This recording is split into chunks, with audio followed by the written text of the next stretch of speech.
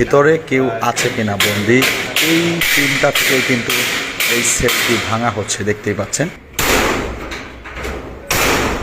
যে মুহূর্তে ডিবি কার্যালয়ের যে একটি গোপন সেল রয়েছে, সেই গোপন সেলটি চেক করতে কেউ আছে কিনা সেনাবাহিনীর টিম এবার যাত্রা করেছে। এটি সেই ডিবি কার্যালয়, এখানে একটি গোপন সেল আছে, সেটি কিন্তু চেক করতে আসলে আসা, যে কেউ আটকা আছেন কিনা ভিতরে, সেটি কিন্তু খোঁজার জন্য আমাদের সেনাবাহিনীর টিম রয়েছেন। আমাকে মাদ্রাসা থেকে রাত্রে অন্ধকারে ধরে নিয়ে আসছে ডিবি 14 সালে। ধরে নিয়ে আসার পরে 31 দিন এখানে রাখার পরে উলঙ্গ করে তারপর পিটাইছে এখানে, তারপরে আমাকে মামলা দিছে। কত বছর ছিলেন? 2 বছর ছিলাম, 25 মাস।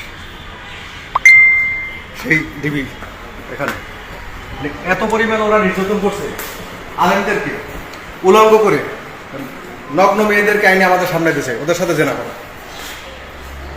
মানে এমনভাবে উলঙ্গ করে মানে মেয়েদের সামনে আমাদেরকে দাঁড় করে দিচ্ছে, যাতে আমাদের ইমান ধ্বংস করার জন্য বহু চেষ্টা করছে।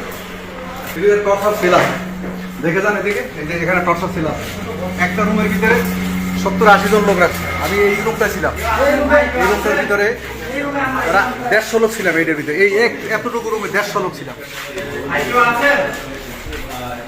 দেখতেই পাচ্ছেন। এইটা মেয়েদেরকে রাখা হয়েছে, এইটা মহিলাদেরকে রাখা হয়েছে, দেখতেই পাচ্ছেন এই ডিবি কার্যালয়ের সেল। প্রায় 150 মেয়েদেরকে রাখা হতো আলেমদেরকে সামনে দাঁড় করার জন্য, উলঙ্গ করে মেয়েদেরকে, বিশ্রী গন্ধ। এটি হচ্ছে ডিবি কার্যালয়ের সেল, দেখতে পাচ্ছেন। টর্চার করে উলঙ্গ করে তারপরে ওরা এমন ভাবে শাস্তি দিত যে এই জমিনে আমরা যেন আল্লাহর কথা না বলি, কোরআনের কথা না বলি, কালিমার কথা না বলি, এটাই আমাদের অপরাধ। কি অপরাধ জানি না, রাতের বেলা এই যে এখানে বললে যে এই যে আওয়াজটা এই ভিতরে কেউ থাকলে সাড়া দেন। বাংলাদেশ সেনাবাহিনীর লোক এসেছে, আপনারা কেউ থাকলে সাড়া দেন। ডিবি কার্যালয়ের যে গোপন সেলটি ছিল, এই গোপন সেলেও কেউ নেই, দেখতেই পাচ্ছেন। এটি হচ্ছে ডিবি কার্যালয়ের গোপন সেল। আজকে আর কেউ নেই, আসলে কেউ আর নেই।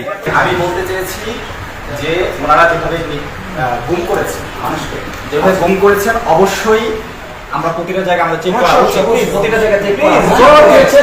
এই কারণেই আসছে আপনাদেরকে কনফারেন্স করা হয়, এত খোলা জায়গায় এই মুহূর্তে কিন্তু সেনাবাহিনীর যে টিম রয়েছে, তারা কিন্তু সেটিকে ভাঙার, এটি ডিবি কার্যালয়ের যে সেল, কাউন্টার টেররিজমের যে ইউনিট, সেই ইউনিটের পার্সোনাল হচ্ছে সেল।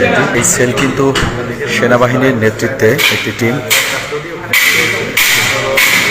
কিভাবে আসলে রাখা হতো দেখতেই পাচ্ছেন। ভিতরে কেউ আছে কিনা বন্দি, যদি কেউ থেকে থাকে সেক্ষেত্রে কিন্তু তারা না খেয়ে মারা যাবে, এই চিন্তা থেকে কিন্তু এই সেলটি ভাঙা হচ্ছে, দেখতেই পাচ্ছেন। কর্নেল রেজওয়ান, তার নেতৃত্বেই কিন্তু আসলে ডিবি কার্যালয়টি খোঁজা হচ্ছে, যে ডিবি কার্যালয়ে কেউ এখনও আটকা আছে কিনা, কাউকে রাখতে পেরেছে কিনা, সেটি কিন্তু দেখার জন্য এই ডিবি কার্যালয়ে রয়েছেন এখনও, তো দেখতেই পাচ্ছেন। এই মুহূর্তে কিন্তু আমরা সেই কার্যালয়ের ভিতরে যে সেলটি থাকা হয়, যেটাকে আসলে গোপন সেল বা টর্চার সেল বলা হয় কাউন্টার টেররিজমের, ভেতরে আসলে আমরা, হ্যাঁ, আমরা কিন্তু এখন সেইটি ভেঙে, হ্যাঁ, ভেতরে অবশ্যই আমরা দেশবাসীর যারা আসলে যাদের যে টর্চার সেল, যেটিকে আসলে দেখেন কি একটি জায়গা, কি জায়গা ডিবি কার্যালয়ের এই কাউন্টার টেররিজম, আসলে যারা সেনাবাহিনীর পক্ষ থেকে কিন্তু খোঁজা হচ্ছে। দেখেন সিস্টেমটাকে, এই যে হচ্ছে টর্চার সেল, এই সেলের মধ্যে রাখা হতো, দেখতেই পাচ্ছেন যে কি গোপন সেল আসলে বাংলাদেশের মানুষের জন্য তৈরি করা হয়েছে।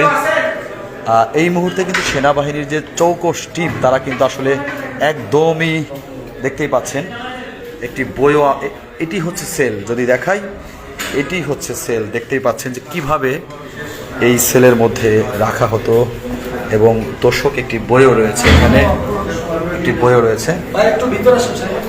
জি, আমরা যদি একটু বলি একটি চিন্তা থেকে যে যদি কেউ এই মুহূর্তে ডিবি কার্যালয় বা কাউন্টার টেরিজমে পার্সোনাল সেলে যদি এই সেলে যদি আটকা থাকে, না খেয়ে মারা যাবে, সেই জন্যই কিন্তু এটি খোলা হয়েছে। না খেয়ে যাতে কেউ না মারা যায়, এই মুহূর্তে দেখতেই পাচ্ছেন যে আসলে একটি কিন্তু মাদ্রাসার ছাত্রদের যে পাজামা সেটা কিন্তু দেখা যাচ্ছে, দেখতেই পাচ্ছেন। বই, কোরআন দেখেন, বই এবং আপেলটি তাজা আপেল, একটি আপেল আমরা পেয়েছি এই সেলের মধ্যে। কোরআন এবং হাদিসের বই রয়েছে। কেউ আছে?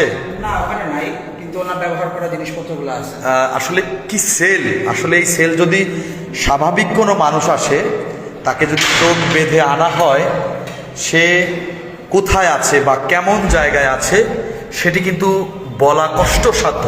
কারো যদি চোখ বেঁধে এখানে আনা হয়, সেক্ষেত্রে কখনোই কিন্তু এটা বোঝা সম্ভব না যে কোথায় আছে।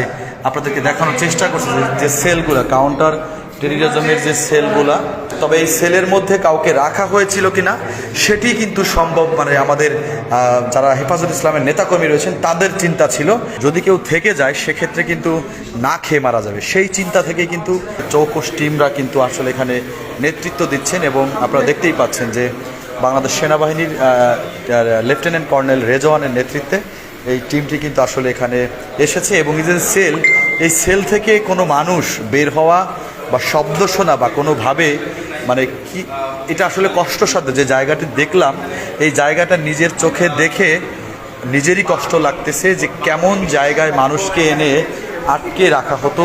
দেখতেই পাচ্ছেন এই যে এটি হচ্ছে ডিবি কার্যালয়ের সেল। এটি শুধুমাত্র এটি বাংলাদেশ সেনাবাহিনীরকে দিয়েই সম্ভব। তালা ভেঙে কিন্তু দেখানোর চেষ্টা করছে এবং আমাদের গণমাধ্যম কর্মীদের সুযোগ করে দিয়েছে যে যাতে আমরা নিজ চোখে দেখে যাই যে এখানে কেউ আছে কিনা। এখানে কিন্তু সিসি ক্যামেরাও রয়েছে, উপরের দিকে সিসি ক্যামেরাও রয়েছে এবং এখানে কিন্তু একটি মাদ্রাসার একজন ছাত্ররও কিন্তু যে কি বলে এটাকে পায়জামা বলে আসলে পরনের পোশাক, সেটিও কিন্তু দেখা যাচ্ছে। তবে যে আশঙ্কা করা হয়েছিল ভিতরে কেউ আছে কিনা সেটি কিন্তু আমরা দেখতে পাইনি। আপনাদেরকে আমরা একটু আরও সপ্তম তলায় নিয়ে যাচ্ছি, যেখানে সপ্তম তলা না, এটা অষ্টম তলা, এখানে নিয়ে যাচ্ছি। এখানে সেনাবাহিনীর টিম আছে, আমাদের সাথে আসুন এবং আপনাদেরকে আমরা এখানে কেউ আছে কিনা সেটি শুধু দেখানোর বিষয়, আর কোনো বিষয় নেই। ছাদে কোনো রুম আছে কিনা, কাউকে রাখা হয়েছে কিনা সে বিষয়টির জন্যই কিন্তু আসলে দেখানো হচ্ছে। যে যদিও একজন ভাই আমাদেরকে বলছে যে 7 তারিখে এদের নেতৃত্বে সবাইকে নিয়ে যাওয়া হয়েছে ডিবি কার্যালয় থেকে, যদিও এটি আসলে এরা নাকি নিয়ে গিয়েছে, এমনটাই বলছেন আমাদের ডিবি কার্যালয়ের এক ভাই, যে 5 তারিখে যেদিন আমাদের সরকার পদত্যাগ করে সেদিন ডিবি কার্যালয়ে যারা বন্দী ছিল তাদের সবাইকেই নাকি নিয়ে গিয়েছে ভাই বলছেন।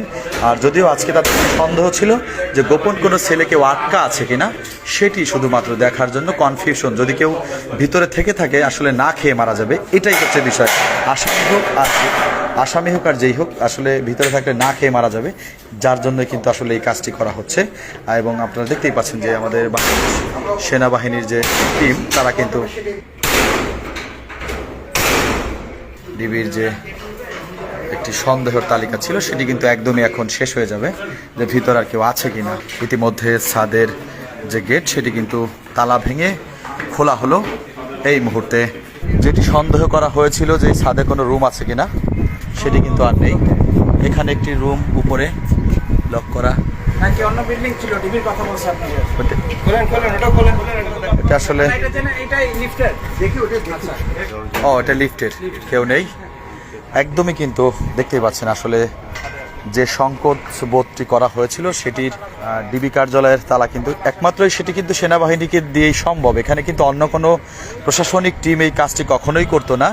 যদি এই মুহূর্তে দেশ কিন্তু দেশের, আপনারা জানেন যে সরকারের পদত্যাগের পর দেশের দায়িত্ব রয়েছেন সেনাবাহিনী, বাংলাদেশ সেনাবাহিনী, যাদের প্রতি মানুষের আস্থা বা ভরসা, বাংলাদেশের মানুষের কিন্তু সর্বশেষ আস্থা এবং ভরসা হচ্ছে সেনাবাহিনী। আমরা একদমই কাউন্টার টেরিজমের ছাদ থেকে আপনাদের দেখানোর চেষ্টা করছি যে দেখতেই পাচ্ছেন তাদের যে একটি চিন্তা ভয় ছিল যে ভিতরে কেউ আটকা আছেন কি না, কেউ আটকা থাকলে না খেয়ে মারা যাবে, সেই জন্যই কিন্তু আসলে এই জায়গা এসে সেনাবাহিনীর নেতৃত্বে কিন্তু একদমই পঙ্খরে একদমই চিরুনি অভিযান করা হয়েছে কোনো মানুষ আছে কিনা, কেউ ভিতরে